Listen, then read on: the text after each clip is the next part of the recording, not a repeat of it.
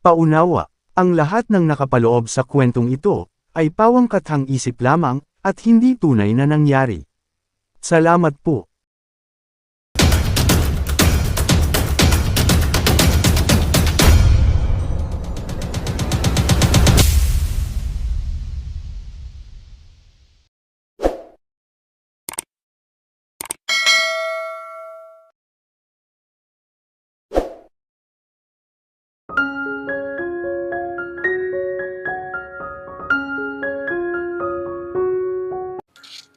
Ang paparating na sasakyan ang naging dahilan upang makaligtas ako. At si Dennis, namatay siya sa mga bisig ko. Pagtatapos niya ng kwento, butil-butil ng pawis ang nasa noo niya at nanunuyo ang lalamunan niya. Muli niyang inabot ang baso ng tubig at inubos iyon. Ano ang nangyari? I mean, may natukoy ba ang mga pulis? Yung fingerprints, di ba dapat makikita nila doon? Umiling siya. Walang lead eh. Wala ring fingerprints. Sa nakalipas na 3 linggo, ay wala silang makitang sospek. Kasalanan ko kung bakit namatay si Dennis. Kung hindi ako lumabas ng kotse, kung nanatili ako sa loob at naghintay na lang, kung hindi niya natuloy ang sasabihin at napasinghot siya. Carmela, makinig ka. Ani ni Wilson sa mariing tinig. Hinawakan siya sa magkabilang balikat. Hindi mo kasalanan ang nangyari. Hindi mo kasalanang naiinip ka at lumabas ng kotse mo. Kahit sino ay maaaring gawin ang ginawa mo. Isa iyong ospital at doon kayo nagtatrabaho ng mag-asawa. Hindi mo aakalaing may magtatangka sa iyo sa lugar na iyon. Mag-asawa, hindi na niya itinama ang sinabi nito. Pero bahagya na nagdaan sa isip niya iyon. Bago ang gabing iyon, may mga prank call at pakiramdam ko, sinusundan niya ako. Dapat ay pinag-ukulang ko yun ng pansin. Carmela, you couldn't have giit ni Wilson. Napakaraming tao ang tumatanggap ng prank call sa araw-araw. Ilan sa mga gumagawa niyon ay dala ng hindi matinong kaisipan. Ang iba ay katuwaan at naboboard. And mostly, hindi nakakasakit. Pero hindi sa kaso mo. Dahil kilala ka ng taong iyon. And you couldn't have known that. Malibang sa telepono pa lang ay binanggit na niya ang pangalan mo. Umiling siya. Pinahid ng kamay ang mga luha. Hindi. At hindi pumasok sa isip kong inusal niya ang pangalan ko until now. Ngayon ko lang naalalang inusal niya ang pangalan ko nang banggitin mo ang tungkol sa nakasulat sa sahig. Hindi tinanong sa'yo ng mga pulis kung kilala mo sumalakay sa'yo ng gabing iyon? Tanong ni Wilson. Yung kanyang boses, hindi mo ba nare-recognize? Hindi ko matandaan ang boses niya eh. Sa pagkakatanda ko, meron siyang salaming itim.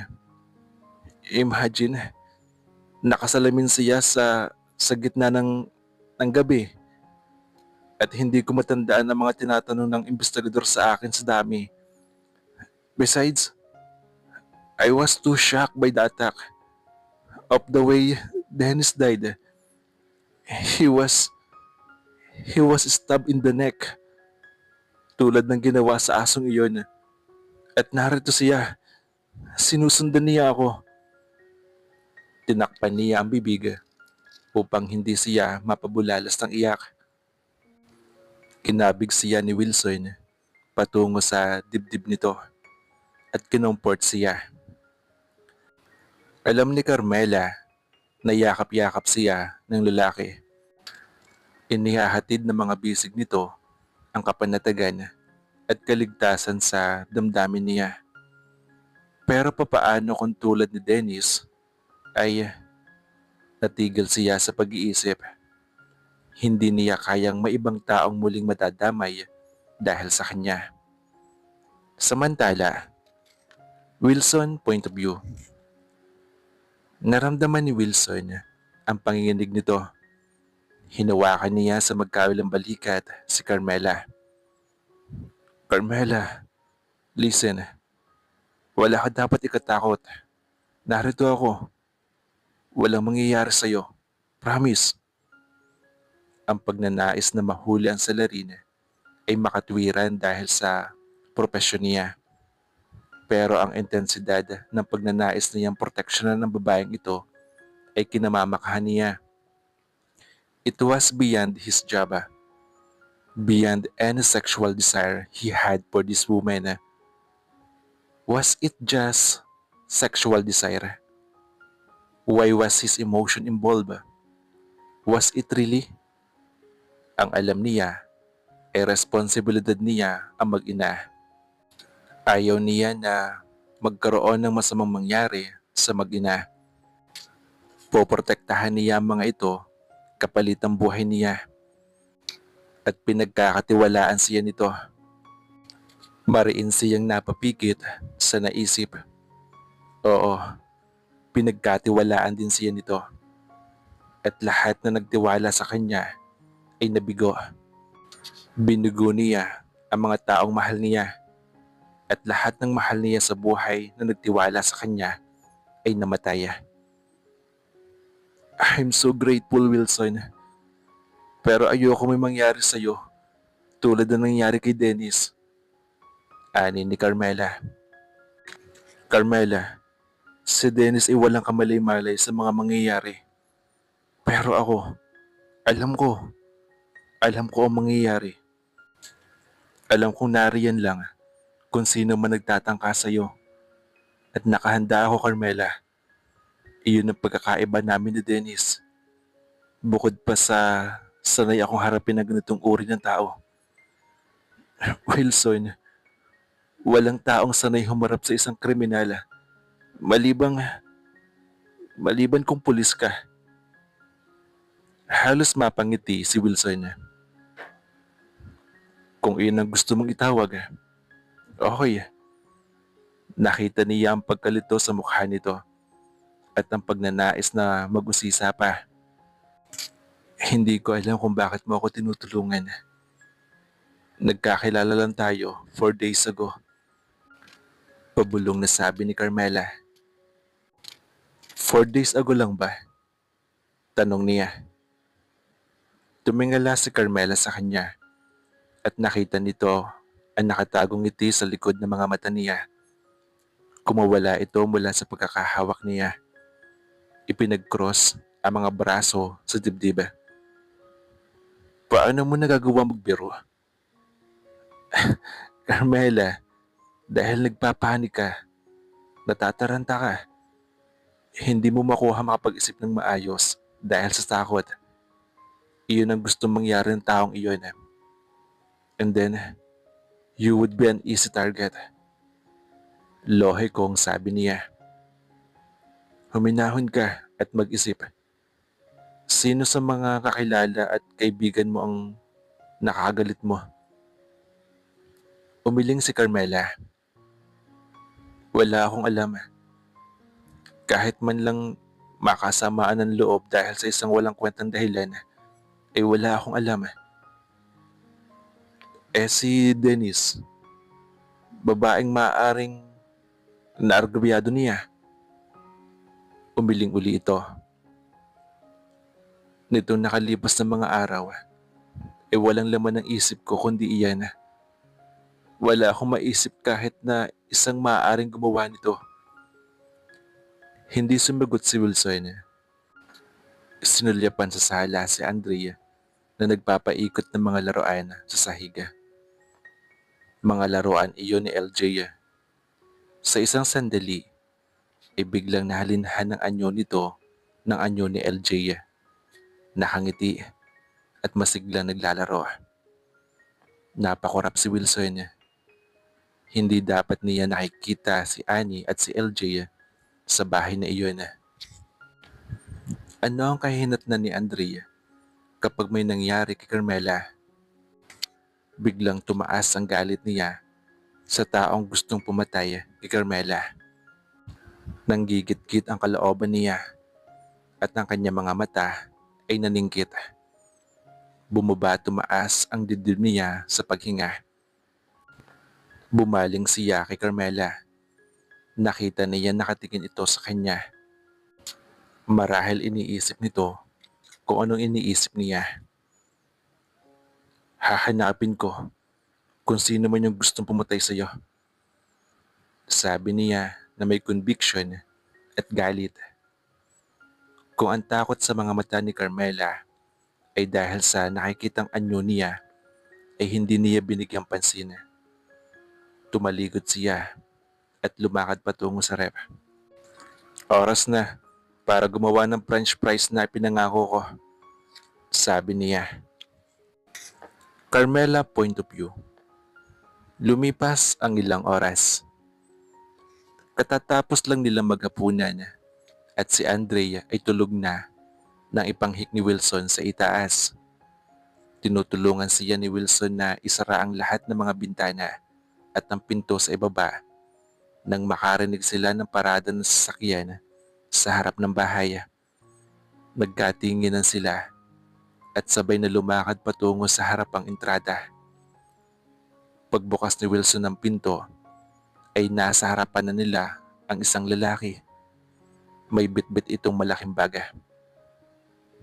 Eric, manghang bungad ni Carmela sa boyfriend ni Luis. Sa labas ay naaninag niya ang kotse ng tiyahin na nasa pagitan ng sasakyan nila ni Wilson. Umatras siya upang makapasok ito. Grabe, halos maligaw ako. Bulalas nito at humakbang papasok. Bakit napakadilim? Natigil sa pagsalita si Eric nang mapansin si Wilson na nakatayo sa likod niya. May kasama ka? Hindi niya alam kung statement ba iyon o tanong. Pinaraan ni Carmela ang sinabi nito at nagtatakang nagtanong. Bakit ka narito? Asan si Luis? Kinokontakan namin kanina pang umaga pero walang sumasagot. Nagtuloy-tuloy ito sa loob. Natahimik si Carmela. Inihagis niya sa passenger seat ang cellphone niya nang gabing ma-stranded sila sa daan niya. Malamang na naroroon pa rin iyon. Kanina pa kami dumating na Santa Clarita. Sagot ni Eric at naghubad ng jacket. Pero pasulyap-sulyap kay Wilson. Nasa mga mata ang disgusto. Nagpaiwan ang tiyahin mo sa bahay ni Nancy Librado. Doon daw muna siya ngayong gabi. Kilala mo naman siya, di ba? Tumango siya. At syempre, nakakahiya naman na mag-stay ako sa kanila. Patuloy ni Eric. Kaya ipinasya kong maon na lang dito. Hinayon na mga mata nito ang lamparang nasa center table. Brownout ba? May ilaw sa dinadaanan ko ah. Sarkastikong sabi nito at muling sinulyapan si Wilson bago ibinalik ang nag-uuring tingin sa kanya. Dumating ba ako sa maling tiyempo? Tama bang isipin kong baseless ang pag-alala ni Luis na sumunod kami rito? Napamaang si Carmela sa tanong nito. Natitiyak niyang namumula siya sa walang pakundangang pagtatanong nito. Bukod pa roon, kahit papaano, ay nakadama siya ng guilt sa mga sinasabi nito. Nilinga niya si Wilson na nanatiling hindi kumikibo at madilim kaya hindi niya makita ang ekspresyon ng mukha nito sa pagkakatitig kay Eric. Kahit na matangkad si Wilson, Si Eric naman ay maskulado. Naging runner-up ito ng Mr. Philippines contest years ago at bodybuilder instructor ang trabaho sa Maynila. Ang slimming salon na pinupuntahan ni Luis ay katabi lang ng gym nito. Doon nagkakilala ang dalawa. Isang taon na rin magkasindahan ang dalawa at ayon sa tiyahin ay nababanggit na ni Eric ang salitang kasala. 39 na ang lalaki, kasing edad iyon ng tiyahin niya. Hindi nabanggit ni Luis na may kasama kang uuwi rito sa Santa Clarita. Untag nito. Mahabang istorya, Eric. Anyway, siya nga pala si Wilson. Wilson Montañez. Kaibigan ko siya. Wilson, siya nga pala si Eric. Eric Gomez. I'm almost family. Putol ni Eric sa kanyang sasabihin. Ni hindi ito naglahad ng kamay. Hindi rin naman nag-abalang iabot ni Wilson ang kamay rito. Magtatagal ka ba rito? Karugtong na tanong ni Eric na nagpasinghap kay Carmela. Dito ako magpapalipas ang gabi sa bahay na ito. Hindi naman nagpapatinag na wika ni Wilson. May problema ka ba ron? Dugtong nito. Bago pa makasagot si Eric, ay malakas na tumikhim si Carmela upang pawiin ang tensyon. Okay guys. Siguro naman ay safe na kami ni Andrea. Dahil may dalawang lalaking babantay sa amin ngayong gabi. Kinakabahan na wika niya. Lumakad siya patungo sa mesa at dinampot ang lampara at pumanghik sa hagdan. Halina kayo sa taas at ihanda ko ng mga silid nyo. Humabol sa hagdanan si Eric. Carmela, anong meron? Sino yung lalaking yun? Pabulong nitong tanong. At saka bakit lampara ang gamit mo? Puno ng iritasyon ang tinig nito. Kaibigan ko si Wilson. Mariing sabi niya. Tuloy-tuloy siya sa pagpanghik. Si Wilson ay naiwan at nagsasara ng pinto. Tulad yun ni Luis, nag-aalala rin siyang nag-iisa lang ako rito. May sarkasmo ang tinig niya. At dumating ako ritong walang kuryente.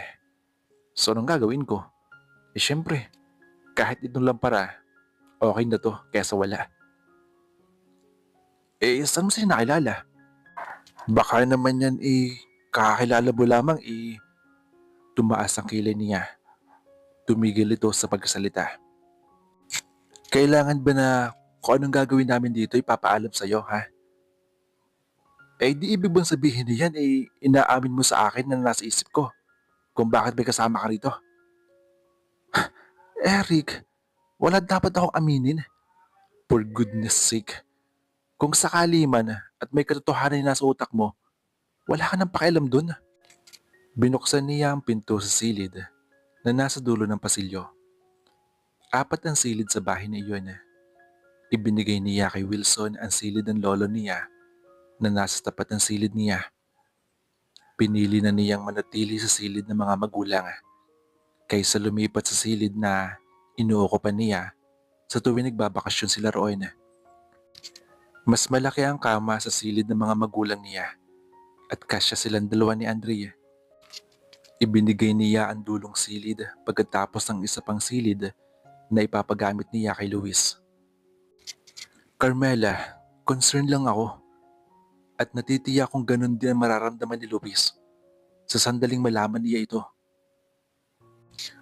Well, thank you. Buntong hiningang sabi niya. Pero 28 na ako. 28 na ako, Eric, at hindi na bata. Ito yung room mo. Bahala ka na maghanap ng bedding sa cabinet. Alam kong pagod ka na sa mahabang biyahe. Okay, good night. Ibinigay niya rito ang lampara. Padabog na inihagis ni Eric ang malaking baga sa loob ng silid. Nasa kalagitnaan na siya ng pasilyo nang marinig ang banayad na pagsara ng pinto. Napasingap siya. Ang desisyon ng tiyahin at ni Eric na umuwi siya sa Santa Clarita ay biglaan, ni hindi nagpapakita ng interes si Luis na umuwi rito. Subalit si Eric ay kilala niyang mahilig sa countryside. Ito marahil ang nag-impluwensya kay Luis na umuwi sa Santa Clarita. Malapit na siya sa silid niya nang makita niya nakatayo sa may malapit sa pinto si Wilson. Hindi mo nabanggit kanina kung sino si Eric. Pabulong na sabi nito. Asawa siya ng tita ko. Bagya ito nag-relax sa pagkakasandala. Gusto mo bang umalis na ako dahil may kasama ka na? Tumingin siya rito. Bakit? Gusto mo na bang umalis? Tanong niya rito. Hindi. Napangiti siya. Kung ganun, ayaw ko rin na umalis ka. Good night, Wilson. Pagkasabi niyon, ay binuksan niya ang pinto ng silid at pumasok. Nakatayo pa si Wilson sa labas nang ilapat niya pasara ang pinto. 9:30 ng gabi. Subalit na natiling gising si Carmela. Pinapakaramdaman niya ang mga patak ng ulan sa bubonga. Ang palapa ng niyog ay humahampas sa bintanang kapis, dala ng lumalakas na hangin. Hinahagip niya sa isip niya kung sino ang gustong pumatay sa kanya at bakit. Maliban kay Randy, ay nagkaroon siya ng 2 boyfriend nang nasa medical proper siya. Sa 2 iyon ay sa kanya nagmula ang breakup. At alam niyang noong panahong iyon ay masama ang loob sa kanya ng mga ito. Pero masasaya na ang mga ito at may sarili-sarili ng pamilya. At kahit pa marahil hindi maligaya ang buhay mag-asawa ng mga ito, ay hindi siya naniniwalang may kakayahan ang alinman sa 2 ex-boyfriends niya na ganong kasamaan. Nasa ganun siyang pag-iisip ng isang malakas na hangin ang humampas sa bintana at biglang sumara iyon, kasabay ng pagkamatay ng lampara. Kumalat ang dilim sa buong paligid. Napabangon siya bigla. Pinakaramdaman niya si Andrea kung nagising. At nang matiyak na tulog pa rin ito, ay tumayo siya at lumabas ng silid upang makasindi kay Wilson. Umaasang hindi pa itutulog. Wala pang 1 oras mula nang magsipasok silang lahat sa silid. Kinuha niya ang lampara at lumabas. Madilim ang buong pasilyo. Sa silid ng lolo niya ay natanaw niyang hindi gaano nakalapat ang pinto ng silid ni Wilson at maliwanag. Tinawid niya ang madilim na pasilyo patungo sa kabilang silid. Marahan siyang kumatok, kasabay ng pagsilip sa nakabukas na pinto. Nakadapa ito ng paharang sa gitna ng kama. Nakaharap ito papunta sa dako niya. Hindi marahil ito narinig ang katok niya dahil hindi ito tumitingin sa pinto. Ang mga kamay nito ay mahigpit na nakadaklot sa pinakama. Wilson, tawag niya. Nakakunot ang noo. Bigla itong bumangon. Carmela! Usal nito. Nakakunot ang noo nito. Malakas ang paghinga nito na para bang may kung anong pinipigil sa sarili. Pagkatapos ay mariin nitong ipinikit ng mahigpit na mga mata. Narealize ni Carmela na parang may dinadaing ito. Kita niya na para bang may sakit na umaalpas sa katawan nito. At ilang sandaling nanatili sa ganung ayos si Wilson na naghihintay ng sasabihin niya. Napabilis ang pasok niya sa loob ng silid. Humakbang siya palapit sa gilid ng kama at tinanong ito. Okay ka lang ba? Wilson, ano nangyayari? May masakit ba sa'yo? Wala. Wala lang to. Unti-unti nitong ibinabalik ang sarili sa pagkakahiga habang ang mga ngipin nito ay tila nangangalit dahil sa pinipigilang sakit. Bakit ka narito? Niyuko niyang hawak na lampara at ipinatong sa table katabi na may sinding ilawan nito. Namatay ang ilaw ko nang isara ng hangin ng bintana sa silid.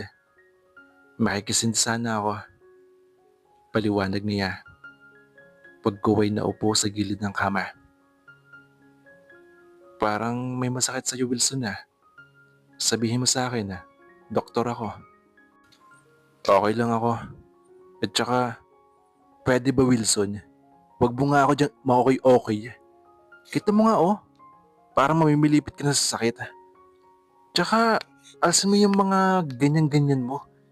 Hindi naman nakakabawas sa pagkalalaki mo yun eh. Sabihin mo nga sa akin, anong problema? Ano nangyari sa likod mo? May sinabi sa akin si Manang Pilipat tungkol sa pinsala mo. Ano ba nangyari diyan? Ilang sandali nag-utubili si Wilson kung sasabihin sa kanya kung ano mayroon sa likod nito. Pagkatapos ay huminga ito ng malalim. Sa isang construction site, aksidenteng tinamaan ng debris ang likod ko. Sa kapiraso at hindi malinaw na detalye, ay sinabi nito sa kanya kung papaano napinsala ang likod nito, kasama na ang wala sa panahong pagpapatanggal nito ng kas. Gusto niya magtanong pa, pero napuna na niya na hindi nito gusto magpaliwanag pa. Ba't hindi ka nainom ng gamot? Wala ka bang ayoko ng gamot? Putol nito sa sasabihin niya. Ayokong umasa sa gamot. Besides, sumasakit lang naman ang gusto ng likod ko kapag ganitong malamig. Iwas nito sa kanya. Nire-respeto ko naman yun, sabi niya. Pero kung may magmo-monitor sa drugs na iniinom mo, hindi ka masasanay roon. Bukas, re-resetahan kita ng mild painkiller. Huwag na, Carmela. Gumagamit naman ako ng aspirin eh. At saka, wala to. Malayo to sa bituka. Napaikot ang mga mata ni Carmela. Pwede ba Wilson? Huwag kang makulit. Pinababagal mo ng gusto ang paggaling ng likod mo. Tumalikod ka. Utos nito sa kanya. May authority ang tinig niya. Titignan ko yung likod mo. Napabuntong hininga si Wilson. Gayunman, sumunod ito. Hinubad nito ang polo shirt at tumalikod sa kanya. Sinuri niya iyon. May nakita siyang marka sa likod nito. Inilapat niya ang palad niya sa likod nito. Napasinghap si Wilson. Ang singhap ay naging ungol. Pagkaway mabilis na humarap ito at mahigpit na hinawakan ang palapulsuhan niya. Carmela, umalis ka na sa room na ito. Utos nito sa kanya. Ngayon na, please. Ha? Bakit naman? Nagtatakang tanong niya. Dahil lalaki ako. Tila nagpipigil na sabi nito.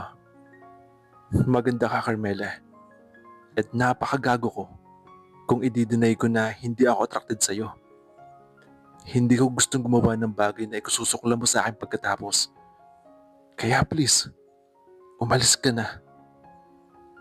May ilang sandali bago tuluyang napasok sa isip niya ang sinasabi nito. Napatitig siya dito.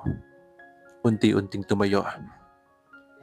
Hindi niya alam kung aalis nga siya at iiwan ito. Marahil ay gusto niyang gawin ito sa kanya kung ano man nasa isip nitong gawin. Marahil ay gusto niyang hagkansiyan ito. Ang damhin ng init ng katawan nito. Ang gawin ang higit pa kaysa hinihingi ng tungkulin nila bilang doktora. Pero gusto rin niyang maramdaman ang katawan nito, ang balat nito. Gusto niyang mahawakan ang matigas na dibdib nito. Siguro ay naramdaman nito na ganun ang nararamdaman niya. Napaungol muli si Wilson. Pumunta ka na sa kwarto mo, Carmela. Utos nito sa kanya. Nailing si Carmela para mawala sa isip niya ang mga iniisip ng mga sandaling iyon. Pagkatapos ay humakbang paatras patungo sa pinto. Dalhin mo na itong lampara, pahabol ni Wilson. Lumipad ang mga mata niya sa dalawang lamparang nasa nightstand. Kinuha niya ang walang sindi at sa nanginginig na kamay ay sinindihan mula sa lampara ni Wilson. At na magsindi ang mitsa ay mabilis siyang lumabas ng silid. Nakatitig sa nakapindid na pinto si Wilson at unti-unting nagpakawala ng hininga. Hindi niya gusto ang damdaming pinupukaw ni Carmela sa kanya. Hindi niya gustong makadamang muli. Ipinaparamdam muli nito ang pakiramdam na iyon. At sa mismong sandaling kailangan niya ng init ng katawan ng isang babae, ay naroon ito sa silid niya. Looking so sweet and so innocent. Hindi niya maintindihan kung bakit ang isang babaeng nagkaasawa at anak na ay mukha pa ring inosente. At ang mga haplos nito sa likod niya ay lalo lamang nagdadagdag ng siklab na nag-aapoy niyang damdamin. Nakita niya sa mga mata nito ang desire na sumasalamin sa kanyang mga mata. Kailangan niya ng superhuman control para hindi ito makulong sa bisig niya. Pero napigilan niya dahil hindi deserve ni Carmela na pagsamantalahan niya ng ganun lang. Ang makasama si Carmela sa isang bubong ay nagpapainit sa kanya. Ang init na alam niyang desire iyon. Desire na ayaw mawala-wala sa kanyang damdamin. Isa pa, hindi niya gusto ang nangyayaring pananakot dito. At kapag nakikita niya na nag-aalala ito, ay may init at galit na lumulukob sa kanyang pagkatao. Gusto niyang hanapin agad kung sino man ang taong nananakot kay Carmela, na para itong anino na aalig-aligid sa babae. Nararamdaman niya at sa pagkakataong ito ay alam niyang nariyan lang sa tabi iyon. Kailangan ni Carmela ang taong magpoprotekta rito. Kinabukasan, mula sa pinto ay may ilang sandaling tahimik na pinagmamasdan ni Carmela si Wilson habang pinapalitan ng baterya ang kotse niya. Sa tabi nito ay si Andrea at inaabutan ito ng kung ano-anong tools. He was never bored, irritated, or impatient with Andrea. Kahit si Dennis ay hindi gaanong kapansensyoso sa anak. Dennis was too dedicated with his job. Bibihira ito mag-day off. Halos sa ospital na ito nakatira. Being a doctor had been Dennis' life. Many times in the past, hindi miminsang inisip ni Carmela na para kay Dennis ay isang hindi may iwasang kaabalahan si Andrea. Napailing siya para alisin ang mga iniisip niya. Hindi tama ikumpara niya si Dennis kay Wilson. Sa sarili nitong paraan, mahal ni Dennis si Andrea. Inabot ni Wilson ang magnang kape na nakapatong sa hood ng four-wheel drive nito nang mapo na siyang nakatayo sa may pintuan. Itinaas nito ang mug sa kanya at tumaas ang sulok ng bibig bilang pagngiti. Tila may kung anong sumukdol sa puso niya na sandaling iyon at bigla niyang naalala ang nangyari kagabi. Naalala niya ang hilaw na pagnanasa nito sa mga mata. Hindi niya alam kung ano mangyayari kung hindi siya nito pinalabas ng silid. Napailing siya sa naalala. Tumingin siya dito Napakagwapo nito habang nakasandal sa kotse nito. Ang katawan nito ay nasisinagan ng araw. Hindi na kitang naunahang magising wika niya. Lumakad siya palabas. Sadya talaga ako maagang umagising. Alam mo, ako din dati. Pero pagkatapos na nangyari sa akin, kailangan ko pang hintayin ang pag-uumaga bago magsimulang matulog. Nawala ang ngiti sa mukha ni Wilson na sinarinig. Carmela, malalampasan mo rin to. Kailangan mong ma-overcome yung takot. Pero alam mo Wilson, kung ang pagbabasahan ay ang patay na aso sa mismong kusina ako kahapon, malayong mangyari ang sinasabi mo. Nagbuntong hininga siya. Napuno ang dibdib ng pag-alala at takot. Carmela, di ba nag-promise ako sa'yo? Hahanapin ko yung taong yun. Kung sino man yun. Paalala nito sa nagdidilim na mukha. Matabang ang ngiting lumitaw sa mga labi niya. Salamat. Alam mo, nagtutunog na pulis ka na niyan. Napakamot na lang ito at napangiti. Anyway, nakita mo ba yung niluto kong almusal? Sabi nito at iniba ang usapan. Corned beef at saka hash browns. Gusto ko ng hash browns. Wika ni Andre na inihagis sa toolbox ang hawak na screwdriver. Mami, tinulungan ko po si Wilson na magluto ng breakfast. Pagmamalaki nito. Tinulungan ko rin po siya na magpalit ng yung battery po. Talaga? Ginawa mo yun? Yumuko si Carmela at akmang haka nito ang pisngi ng mapo ng may bahid iyon ng grasa. Yan, may grasa na ang pisngi mo. Ngumiti si Andrea. Mami, nagtatrabaho po ako katulad ni Wilson. Natawa naman si Wilson sa narinig at napaikot ang kanyang mga mata. O siya, halika na at pupunasan ko yung mukha mo.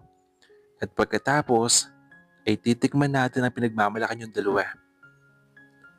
Papasok na sana siya ng bahay nang mapo nang wala na ang kotse ni Luis. Umalis ba si Eric?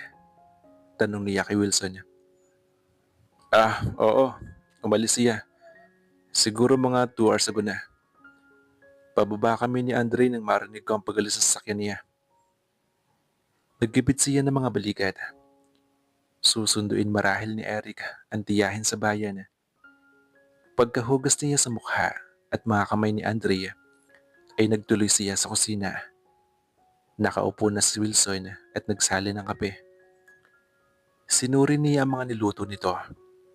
Ang ginisang corned beef ay puno ng onion rings sa ibabaw. Hilaw na sibuyas? Bulalas niya. Hindi mo ba gusto ang hilaw na sibuyas? Napailing siya. Natawa naman si Wilson. O siya, iwanan mo lahat ng sibuyas sa akin. Hinila nito ang silya niya at kinuha si Andre sa kanya at inilagay sa katabing silya. Nilagyan niya ng hash browns ang pinggan ng bata. Pagkatapos ay pinili niya ang corned beef at naglagay sa pinggan. Alam mo ba ang sibuyas ay nagpapainit ng napatigil siya. Napatingin kay Wilson. Nakita niya na napangiti ito. Carmela, hindi ko kailangan mo pampainit. Sabi nito.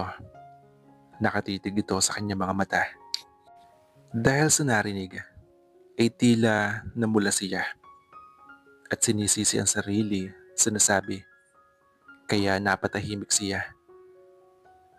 Hindi ko ibig sabihin, ang ibig kong sabihin ay hindi niya maituloy-tuloy ang sasabihin. Alam ko ang ibig mong sabihin, Carmela. Sabi nito. Kumain ka na lang At saka, wag mo nang alalahanin yun. Yan tuloy, namumula ka. Utos nito. Naligtas sa higit na pagpahiya si Carmela nang marinig nila ang paparada ng sasakyan sa harap ng bahay. Mabilis na niyang inabot ang baso ng tubig at uminom at pagkatapos ay tumayo upang tingnan kung sino ang dumating. Subalit bago pa niya marating ang pinto ay bumukas na iyon at inuluwa si Luis. Ay, salamat. Narito na ulit ako sa lumang bahay na ito after 2.5 years. Wika nito at inikot ang mga mata sa buong kabahayan. Hinuhubad nito ang suot na jacket habang lumalakad at sinusuri ang iilang kasangkapan. Kasunod ni Luis, si Eric. Nadala ang 2 malaking maleta ni Luis. Patungo na ito sa hagdan upang ipanghik sa itaas ang mga maleta nang mapuna si Wilson na nakatayo sa may entrada ng kusina at sala. Nandito ka pa rin? Sarkasmo ang tinig ni Eric. Eric, tulad mo, bisita ko rin si Wilson sa bahay na to. Sabi ni Carmela. Pagkuway hinarap ang tiyahin na biglang natuon ng mga mata kay Wilson na noon lang napansin. Hello, Luis. Aniya, nilingon si Wilson. Siya nga pala si Wilson Montañez. Wilson, eto nga pala ang tito Luis ko. Hi, Wilson. Kumusta ka? Nakangiting lumapit si Luis at inilahad na kami rito. Aral at mapunuksong ngiti ang sumilay sa mga labi nito habang ang mga mata ay sinusuyod ng tingin sa kabuuan ni Wilson. Pagkatapos ay isang guhitang kilay ang tumaas. Nagkakilala na ba tayo? Sa ospital sa Lawag. More than 2 years ago? Remember? Of course. Ani ni Wilson. Hinahagilap sa isip ang babaeng nakasalubong sa paglabas ng silid ni Carmela sa ospital. I'm pleased to meet you, Luis. Hindi tayo nagkaroon ng pagkakataon na magkakilala noon. Paano kayo nagkatagpong muli nitong pamangkin ko? Bahagya na nitong sinulyapan ng kasintahan na nagtuloy ng ipinanghik sa itaas ang mga dala. Ang akmang pagsagot ni Carmela ay napigil ng napuna niyang may nakatayo sa may pinto. Robert? Bulalas niya na makilala ito. Nakasuot ito ng puting t-shirt at puting shorts. Kahit ang sneakers nito ay puti rin. Halos katulad nito sa Dennis sa lahat ng pagkakataon. Halika, tumuli ka. Magkakasama ba kayong tatlo? Nagkasabay lang kami sa bugad ng resort, Carmela. Ani ni Luis at sinulyapan si Robert na humakbang papasok. Hindi ko alam na dito patungo si Robert. Naroon siya nang dumating kami kina Nancy kahapon at nabanggit ni Nancy na nagkakilala na kayo. May sadya ka ba, Robert? Napakamot ito ng ulo at napangiti. May dala akong picnic basket sa jeep. Nilingon nito ang sasakyan nakaparada. Fried chicken and sandwiches. Yayakagan sana kita mag-beach. Kayo ni Andrea. Natawa ng mahina si Carmela. Wow, talaga? Ay, salamat. Alam mo bang bored na bored ako dito? Pagkatapos ng mga nangyari, kailangan ko naman maglibang. Kumunot ang noo ni Robert. Anong ibig mong sabihin? Naggibit siya ng mga balikat. Wala. Hindi pa siya handang ipaalam sa ibang tao ang pananakot na nangyari sa kanya at kararating lang ni Luis para lagaligin tungkol doon. Nilingon niya si Wilson. Nakamasid lang ito sa kanila ni Robert. Ang mukha nito ay hindi mababakasan ng anumang ekspresyon. Ipinakilala niya ang dalawa sa isa't isa. Montañez? Wilson Montañez? Pag-ulit ni Robert sa hindi makapaniwalang tinig. Ikinagagalak nito na makilala ang kaharap. Ah, pleased to meet you, sir. Isang nababagot na tango ang ginawa ni Wilson. Tila napipilitan lamang ito na iabot ang kamay sa kaharap. Pagkatapos ay muling ibinalik ang mga mata kay Carmela. Nakinama ng pilipa lang ako kung may kailangan ka. Salamat Wilson ha, aniya. Anytime, formal na sagot nito. Niyuko niya si Andre na tumabi rito at ginulo ang buhok ng bata. By Andre, nagpaalam ito kay Luis bago lumakad palabas. Ilang sandali pa ay narinig na nila ang pag-andar ng makina ng sasakyan nito. So ano? Inilahad ni Carmela ang dalawang kamay at pilit na umiti. Ang kasiyahang nadama ay biglang natabunan. Nagtataka siya kung bakit bigla na lamang nag-iba ang mood ni Wilson. Magpapalit lang ako ng pampaligo, Robert. Take your time, Carmel. Nakangiting sabi ni Robert sa kanya. Lumipas ang ilang sandali. Paano kayo nagkakilala ni Montañez, Carmela? Tanong ni Robert nang nasa beach na sila. Parang kilala mo talagang pamilya niya. Sabi niya. Ang mga mata niya ay hindi humihiwalay kay Andre na nakipaghabulan sa mga alon. Walang hindi nakakilala sa mga Montañez, Carmela, sa bahaging ito ng norte. Sa Maynila ka nga pala ipinanganak at nagkaisip. The old man, ang lolo mo, ay kaibigan ng matatandang Montañez. Ang asawa ni Wilson ay anak-anakan ng isa sa mga taga rito sa Santa Clarita, si Manang Pilipa. Kilala mo si Manang Pilipa? Nagtatakang tanong niya. Natawa si Robert. Carmela, walang taga ritong hindi nakakilala sa matandang iyon. Mahusay na manghilot si Manang Pilipa. Tumango siya. Naalala ang ginawang paghilot ng matandang babae sa likod ni Wilson. Yes, nakilala ko si Manang Pilipa. Kinabukasan dumating ako rito. Nabanggit niyan tungkol kina Annie at LJ. Ngumiti siya. Alam mo, Carmela, kung sa akin nangyari kina dyan sa pamilya Montañez, siguro mapabaliw marahil ako. Patuloy ni Robert, handang ikwento ang pangyayari. Nagsalubong ang mga kilay na nilingon niya si Robert. Gusto niyang sabihin ditong hindi niya gustong marinig ang pangyayari tungkol sa mga Montañez, malibang si Wilson mismo ang magkikwento. Pero na-curious siya, kaya nakinig siya. Pinatay ang buong pamilya ng mga Montañez na kalaban nila sa negosyo. Sinuro sa bangin ang van na sinasakyan ng buong pamilya. Pagkatapos ay hinagisan ng granada upang tiyaking walang mabubuhay. Nagkataon na nauna na sa Capistrano si Nakiel at Wilson, kaya sila nakaligtas. Si Gil ay first cousin niya. Kasama rin namatay ang asawa nitong nagdadalang tao. Naggipit ito ng mga balikat. Hanggang dyan lang alam kong pangyayari. Maliban sa periodiko, I got the news from the grapevine. Hindi makapaniwala si Carmela. Ang asawa ni Wilson at ang kanyang anak ay namatay. Napapikit siya. Tila may kumukuyo sa sikmura niya na nahirapan siyang huminga. Ramdam niya ang sakit na nararamdaman ni Wilson, ang pagkawala.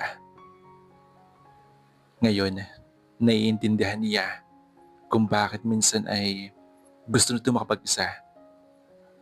Kung bakit minsan ay wala ito sa sarili o malalim ang iniisip.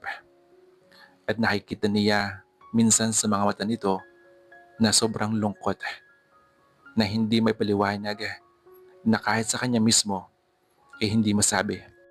Pero yung lambot sa puso nito at pag-alala at pag-asam-asam na mahawakan ng isang anak kay Andrea ay nakita niya.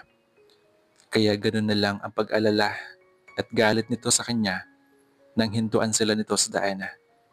Ang pagtulong na ginawa nito sa kanila ay dahil naalala nito ang asawa at anak nito. At hindi ba sinabi nitong hindi nito gustong dalhin sa konsensya kung mabalitaan nitong may nangyari sa kanila dahil hindi sila nito tinulungan? Hindi mo nasagot ang tanong ko, untag ni Robert. Paano mo nakilala si Montañez? Sinagot niya iyon at pagkatapos ay tumayo siya at lumakad patungo sa dagat.